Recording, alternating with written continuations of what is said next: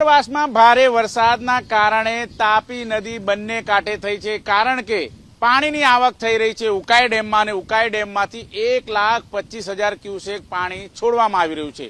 તસવીરો તમે જોઈ શકો છો, સુરતના તાપી નદીનો નજારો છે। નાવડી ઓવારો ખાતેથી આ જે પ્રવાહ તમે જોઈ શકો છો, તાપી નદીનું રૌદ્ર સ્વરૂપ અત્યારે હાલ જોવા મળી રહ્યું છે। બંને કાંઠે તાપી નદી વહેતી જોવા મળી રહી છે, ત્યારે જે ભારે વરસાદ અત્યારે હાલ ઉપરવાસમાં થઈ રહ્યો છે, ત્યારે એ સીધું પાણી છે અત્યારે તાપી નદીમાં આવતું જોવા મળી રહ્યું। બીજી તરફ જે જળકુંભી હટાવવા માટે કરોડો રૂપિયાનો ખર્ચ છે એ સુરત મહાનગરપાલિકાને કરવો પડે છે। એ ખર્ચ આ વર્ષે નહીં કરવો પડે, કારણ કે સ્વયંભૂ રીતે પાણીના વહેણમાં આ જળકુંભી છે એ બહાર નીકળતી નજરે આવી રહી છે, દરિયા તરફ આગળ વહેતી નજરે આવી રહી છે। જોકે થોડા દિવસ પહેલા જ વાહન ચાલકો માટે કોઝવે ખુલ્લો મૂકવામાં આવ્યો હતો, કારણ કે તાપી નદીની જળ સપાટી ઘટી હતી, પરંતુ